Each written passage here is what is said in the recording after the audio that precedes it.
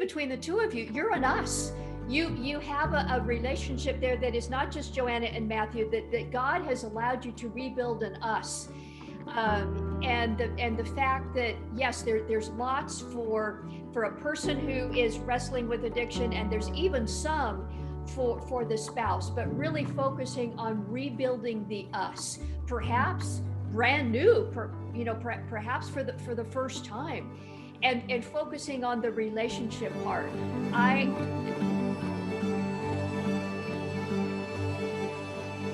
Is it possible to rebuild a relationship and truly experience intimacy after the really bad stuff? I'm Dr. Carol, and I believe the answer is yes, but it is not easy. My guests on the program today can answer also that the answer is yes from their own personal experience, as well as from working with the many, many couples that they have helped walk this journey to restoration. Now, if you feel like you are in the middle of the mess, if your marriage is harmed by addiction, sexual addiction, affairs, pornography, all the junk, or maybe it's not directly the sexual stuff, maybe it's something else like really broken communication or financial mess ups and just totally separate, and now you've discovered some of the horrendous stuff, and you feel like it's done, and you think your marriage is over.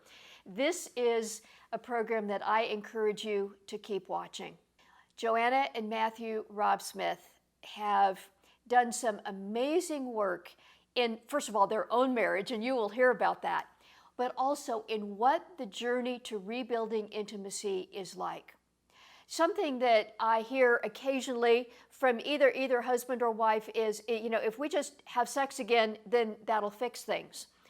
Well, you'll hear why that is not true, and what the journey to rebuilding intimacy is like, and why those steps are as important as they are.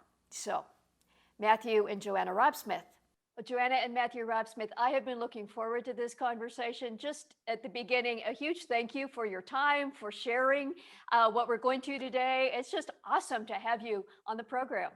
It's so good to be here. We're really excited as well. We really appreciate it. We love what you're doing, and we're excited to talk about what we've done and what we've been through, and just really how God has blessed us tremendously.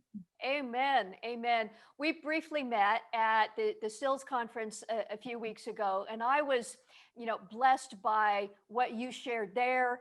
Been aware of your work a little bit through Dr. Julie Slattery and Authentic Intimacy, and just it's a real honor to have you here to start with, so that people who may not have heard of you up until now can become aware. You guys, publicly say that the journey we're going to talk about today in restoring brokenness in intimacy with couples is something that the two of you have walked. And so I just love to start out by hearing a bit of what that journey was like for you, what brought you to where you are now, and where you're so passionate about helping others in this walk. Yeah, it's the unintended journey. I don't think it was what we expected, nor to be probably experts or kind of resources in this field. But God has a way of really not abandoning us and really walking through our experiences. And, we had a wonderful start to our relationship. We really connected on some of our deepest values and what we wanted to do. We both had a heart to serve God and to serve marriages. Actually, even early on, we talked about that as a passion, and we really wanted a great relationship. We really felt like there was something special, and we wanted that to get better and better. And so even early on in our relationship, we tried to find resources and books. We read what we could read. We worked through it, and in a lot of ways did what we thought we could find and what we could kind of connect with to improve our relationship. And you guys were trying to be intentional. Yes. We knew how. As much as we knew how, and which wasn't very much. And luckily for us, we wanted to get some education, and that education, we went to get our Masters of Divinity. We wanted to be pastors, and that education really connected us with some incredible resources, some really wonderful knowledge that was rooted in scripture, but it's also, therapeutically and scientifically, been proven as well. And it was in connection with those resources that we started to see even kind of greater and greater change in our relationship. What we also discovered, though, was that no matter how hard we worked on our relationship, we always kind of found ourselves kind of hitting our head against this wall. We would push to get closer, and then we would be kind of repelled apart. And Joanna really struggled to kind of understand, well, what is this? And I think struggled to know, like, what is this keeping us at this kind of distance? Yeah. And so we finished our MDivs at seminary, and because of what we had gone through, it was actually kind of a marriage course we took at seminary that transformed a lot of our relationship, and it was based in something called restoration therapy. And so we knew, okay, we want me to go back and get my MFT, Masters of Marriage and Family Therapy, and study under Terry Hargrave, who kind of developed restoration therapy. So we would have more skills, tools, trainings to help other couples. So before I started the summer in between the MDiv and the MFT program, I took an intensive called Shame and Guilt. And as a part of that class, a pastor came and shared his journey of going through sex addiction, recovery, now 3 years into sobriety. And he listed his journey, his path, the resources he plugged into. And as he was talking, something in the back of my mind, I think God was saying, like, there's something here, you need to pay attention to this. And I felt something, and I went home that day. I shared with Matthew what the pastor had shared in the class, and then I just kind of asked him point blank, is this something that you struggle with? And up until that point, it had always been no, and that had always been a lie.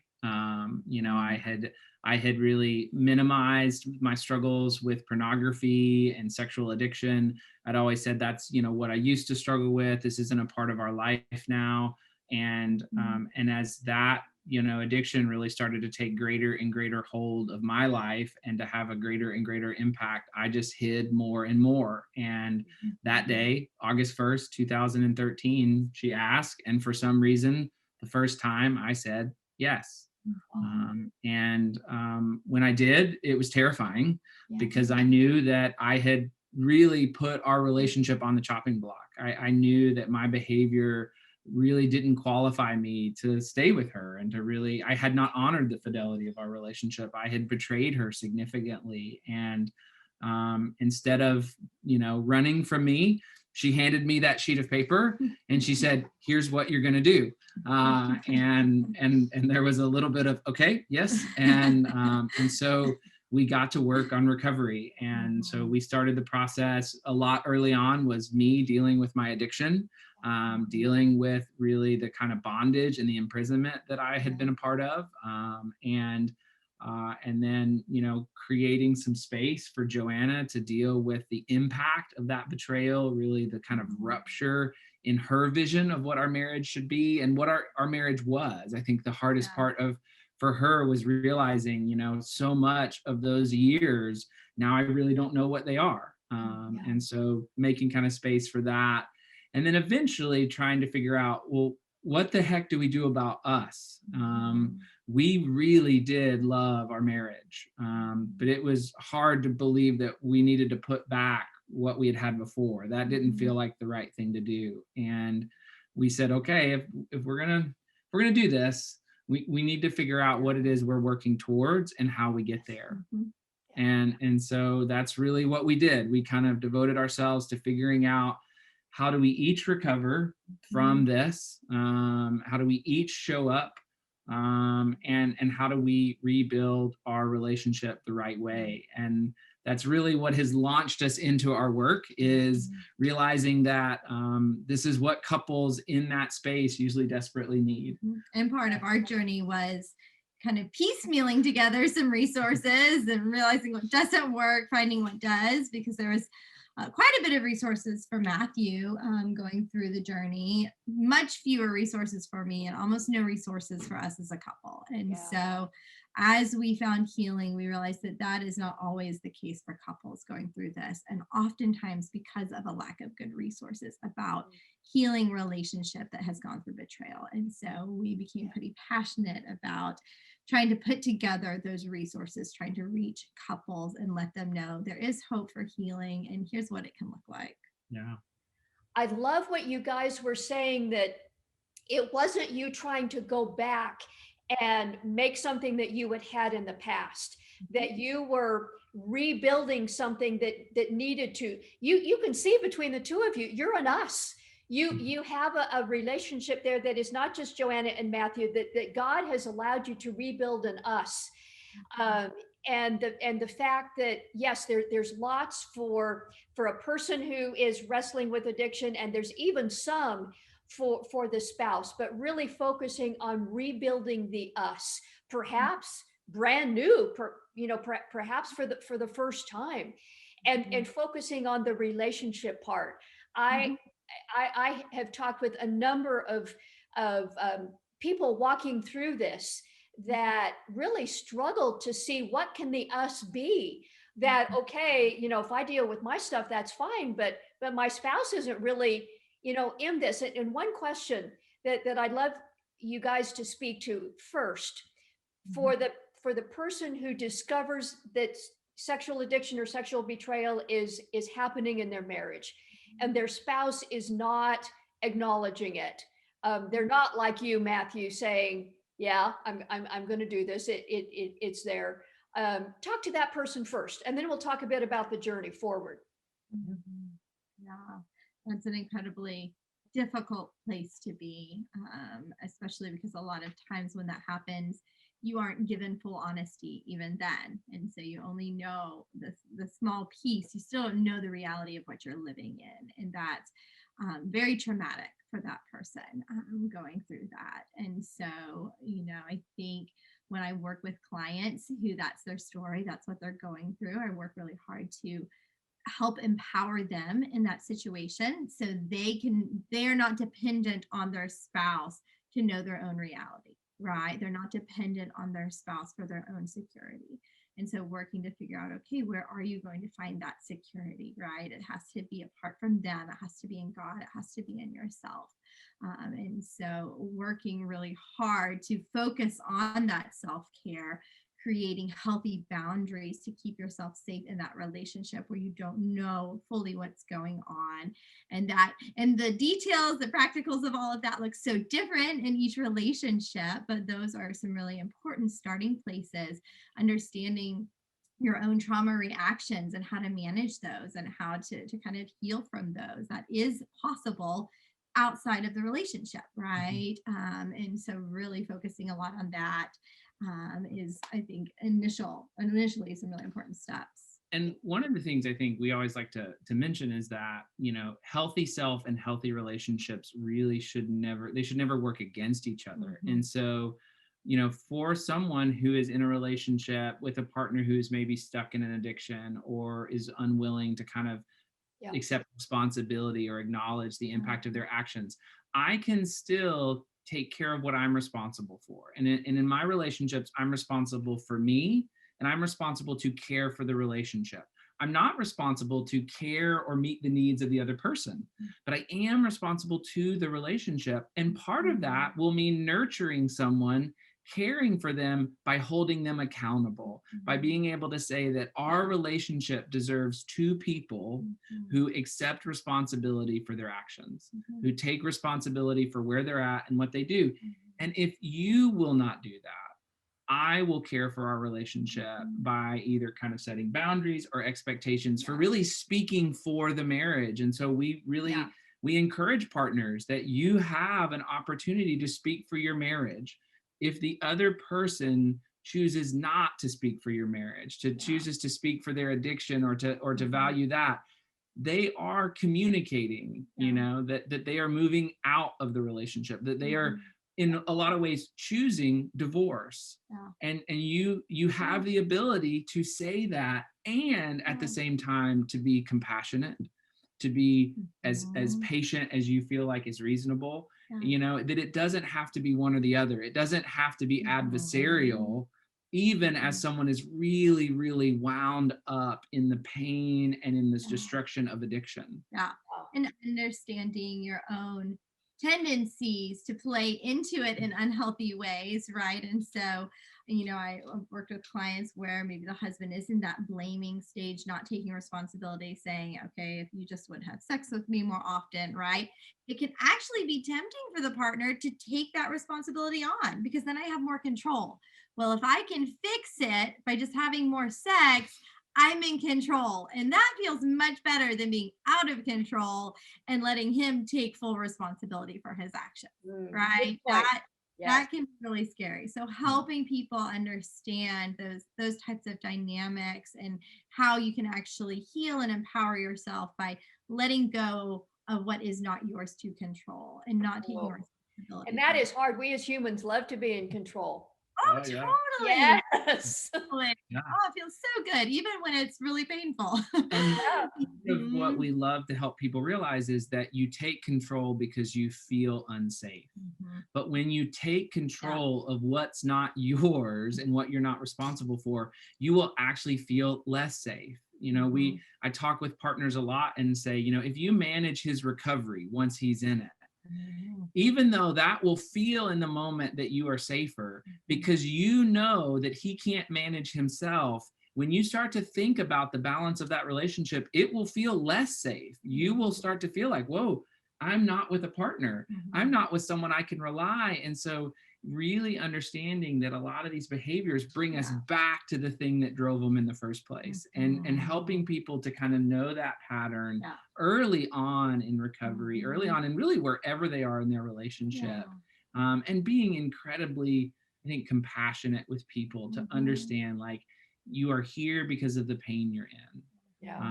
And we get it, and we get how terrifying these moments are, how daunting this work can feel, and empowering people with, what we love about our faith is it reminds us, that we're not in this battle alone, and that we tell our couples, like, there's someone working on your side that is not just you.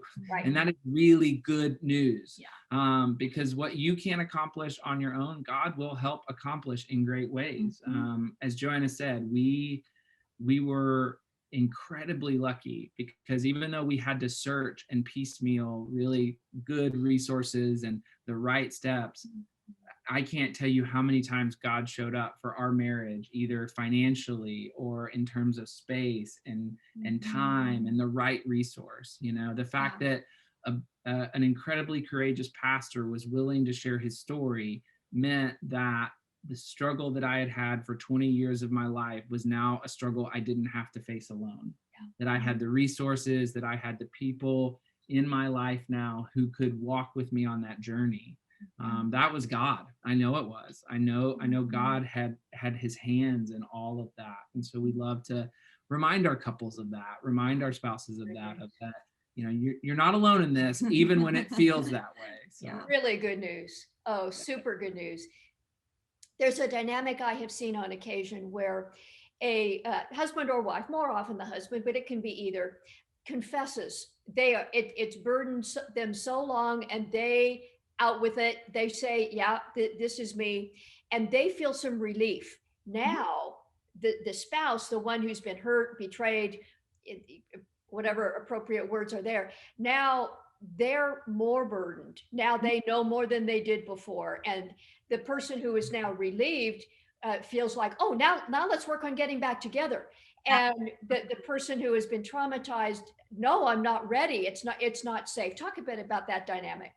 Yes. Yeah. Very common.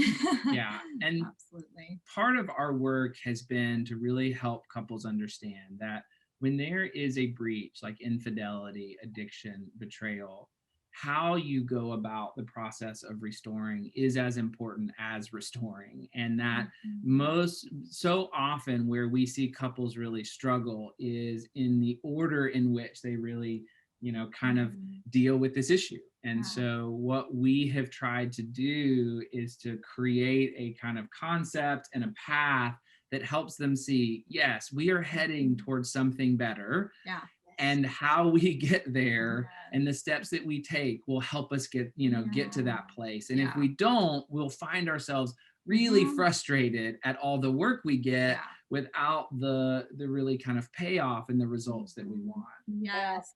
That brings me to a big piece of your work that I heard you present and that I just find so encouraging. And we're not going to get into the weeds about every detail of every step, but talk about that pathway to restoring the relationship, restoring intimacy. You call it the intimacy pyramid, and just kind of lay out what that journey looks like in kind of broad strokes. Yeah, absolutely. It's a framework that we found really helpful using with the couples we work with, and even in just understanding our own path and our own journey, and where it has worked well and where we've gotten stuck. And so we usually will draw out a triangle with 5 different levels in it. And the idea is that as you're rebuilding healthy relationship, you want to start at the bottom with a strong foundation. And that first level is honesty. And so oftentimes that may look like a full disclosure. Sometimes it's a therapeutic full disclosure where you prepare and you do it with therapists. Other times it's like you were describing, where finally the truth just comes out in some way in the relationship. And so we try to minimize trauma in that stage as much as possible, but also understand that that creates a lot of pain, but it's also the only way forward towards a healthy relationship. And I remember when we went through what we went through very early on after full disclosure, as heavy as that was, and that is a very true reality, like you said, okay, he's been living with this reality and processing it, for 20 years. I'm just experiencing it for the first time, right? And so he's throwing off his heavy backpack onto my shoulders. And as heavy as it was, I also realized that now we have a chance. Before we kept getting stuck, and I knew like something is wrong, something is going on, but I didn't know what it was. So I finally had hope for the first time. And so that's that kind of foundation of honesty, right? Getting everything out in the open so we both know the same information. We both know what we're working with in our relationship. And that lets us then begin to build safety. And I think a lot of times when the addict or betrayer, they want to hop up to, right, that kind of top level where we want to get to intimacy, right, the intimacy pyramid. They want to skip over those middle levels of rebuilding safety, rebuilding trust, being able to start practicing vulnerability. And so it's nice to have a visual to tell the couple, like, we have to slow the process down. We have to build in the right way so you guys don't end up in the same place again. Yeah. And it's part of recognizing that we're here because of the deficiencies that either one or both of you kind of participated in the relationship. And so, teaching empowerment to a partner to be able to say, hey, I know what is good for our marriage and I can speak to that. And to also to speak with an addict or betrayer and to say, addiction thrives on kind of lack of awareness, being blind to what's really happening and kind of avoiding your reality and also isolating. And so part of the ways that you build safety is by bringing a team around you, not going through this process alone in terms of recovery, and also beginning to become an expert on yourself. Do I know me really well? I thought I knew myself until I realized that I didn't know myself at all. I knew a version of myself that I tried to get other people to see, this mask I wore. It wasn't until I really kind of started diving in. And a lot of that knowing was knowing the things that had happened to me, the pains that I experienced in my life, the fears that had been kind of eating away at my trust in God and my faith over the years that I had really just kind of pushed aside or pretended that weren't there. And so becoming an expert in myself is what helped me to show up safely for my wife, because I knew where my threats were. I knew where the pressure points were so that I got to handle those. And the best part of that was when I was able to do those, that built such a sense of confidence in myself. It wasn't her doing the work for me. I got to feel like, wait, no, I can protect my family. Yeah. I can show up as the man I know that God believes I am. And because I can do that, that's what helps me to be safe.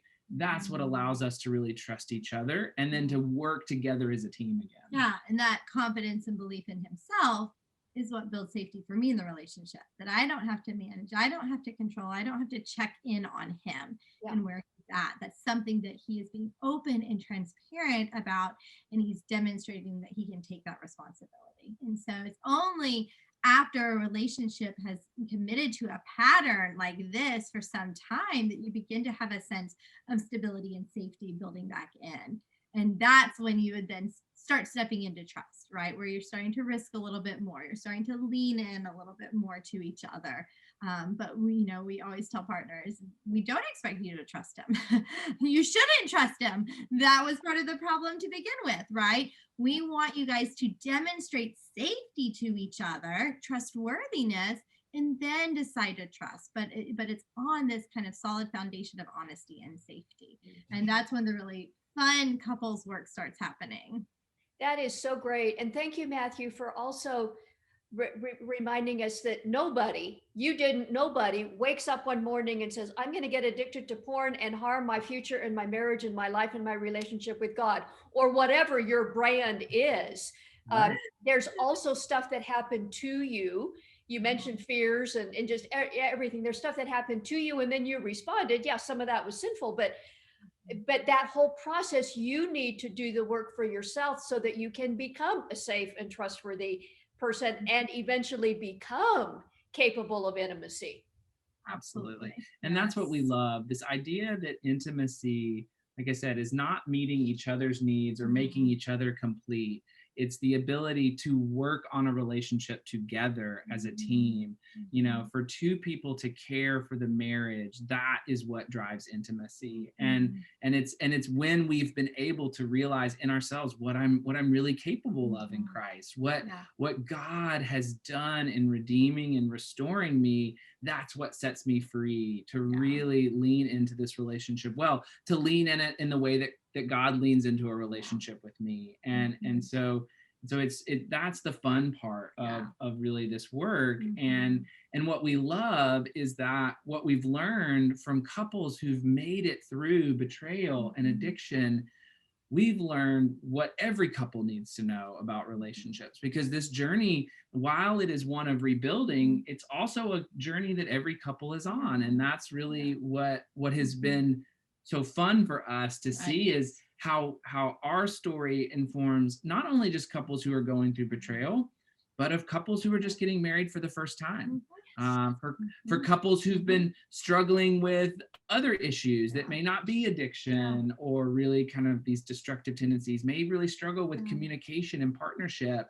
They're still on that same path. And what's crazy is that couples that go through recovery around betrayal and do the work and find the healing, I used to think, I think early on, it was easy to think, well, yeah, we can have an okay marriage, but it won't be as good as it could have been, right? That's the temptation to believe.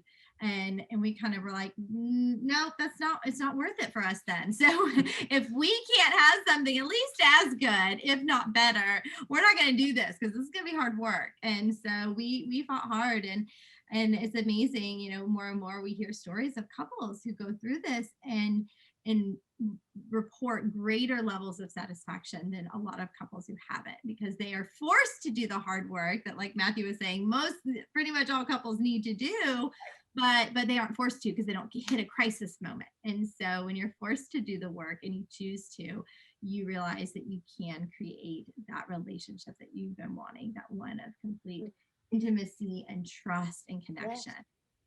I think we've assumed, but let's just be explicit as we kind of near the last few minutes here. Intimacy and sex related, not the same. Talk about, when we say the intimacy period, what are we pointing toward? What are you encouraging couples to work toward? Absolutely. Intimacy is this idea of what the scriptures talk about is one flesh, where two become one, where this idea that I don't lose myself, but I am a part of something bigger, that there is an us. And intimacy will include sexual expression. It will be shown through our ability to be naked and unashamed, as the scriptures say. That is a huge part of intimacy. But intimacy is also this idea of this really outflowing partnership, this thing that, because of our deep level of connection, of safety, of love and security, we not only bless each other, we bless others. That our relationship has this ability to really kind of push out from itself and to really overflow. Yeah. And when we work with couples in our own relationship, we always ask, how are you nurturing the physical, the spiritual, the emotional health of your relationship? Intimacy is really about your whole person, your whole being known and understood. And so making sure couples know how to do that in all areas. It's amazing how we're not taught anything like this in school. A lot of our families don't talk about it, right? And so it is just learning, like, how do you nurture all the different parts of our relationship? And then, like Matthew said, as you find that connection and that secure attachment, you are then healthy enough to launch into the world and bring your healthiest self to other people, and as you're parenting or with coworkers or leading ministries, different things like that. Yeah. And what we love is we think this is the biblical model. The New Testament talks about the body of Christ, and in its unity, not its uniformity, but in its ability to be different and unified. This is what carries out the work of God in the world. And we feel like marriage is this continued reflection of this. Marriage is a body that requires it to be cared for, a body with different parts and different functions, but is really designed to do the kind of missional work of God. And so what we get excited about marriage is not just the enjoyment that people get out of it, but really how God uses marriage to bless children, to bless friends, to bless communities, to heal broken parts. What we've loved is that the work we have done together has meant healing in so many different spheres of our life. I now understand forgiveness better than I think I ever could. And so I'm able to practice forgiveness with people that I probably would have struggled to practice forgiveness with, because of what our marriage has gone through and done. And that is really God using our journey in ways that I never thought possible or kind of imagined. The miracle. He does miracles. And is there any greater miracle than what you've just alluded to, what you've just described, that he takes what the enemy meant for harm and turns it to good, where other people are actually blessed through what you've gone through. Wow. For couples or somebody listening, watching, who may feel like they're in the middle of this mess, and it's hard to see that any restoration is possible, just invite them, however, whether it's some of your resources or the journey in general, just end with an invitation to those people who may feel like they're right in the middle of that mess. Yeah. I think we always like to tell those couples is we get it. We get how scary it is. We sat on that couch. We've cried those tears. We've had all the terrifying thoughts of, is this over? And so I think one of the things we've always tried to do with our work, whether it is to work with someone one-on-one or just to encourage them, is to say, like, we get where you're at and you are not alone. There are people who have been here before and who know the pain you're in and the chaos you're in. And we love to work with couples and individuals. We do that a lot with our private practice. And so we always encourage people to reach out and connect with us and ask us questions. And a lot of times we'll just answer questions. We love to just give people great resources, like the resources that we received. We love to walk with couples through this journey. We do that a lot. And most of all, we really just love them to feel that there is hope, that there is a way forward, and that they will not be abandoned on that journey. God will be with them that whole way. Absolutely. I think encouraging them, like Matthew said, they're not alone.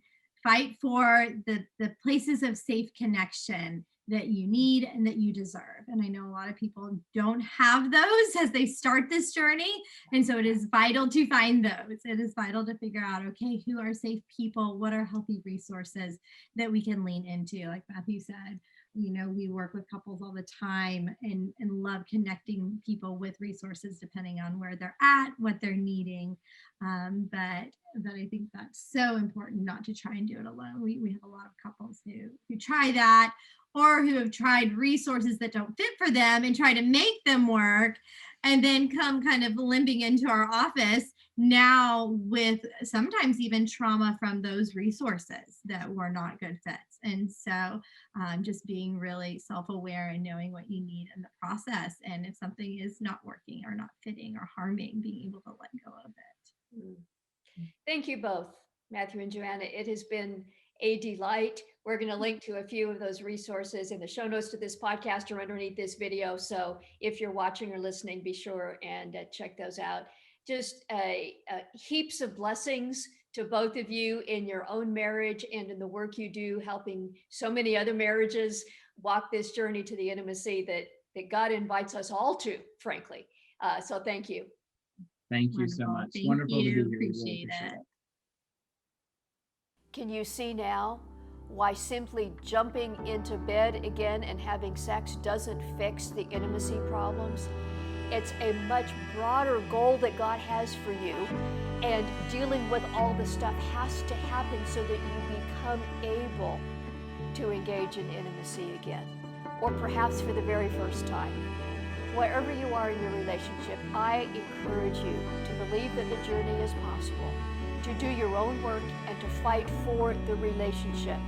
Not taking responsibility for your spouse, but doing the work for the good of the relationship. And I invite God's blessing on you as you do that.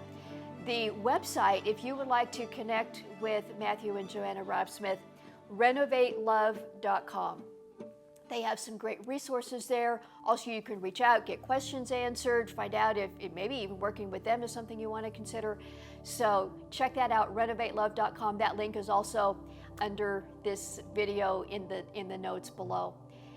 And if you'd like to connect with me individually, I do coaching. So check out drcarolministries.com/coaching if you would like more information about that. Thank you for being with me in this program. And until next time, may God bless you.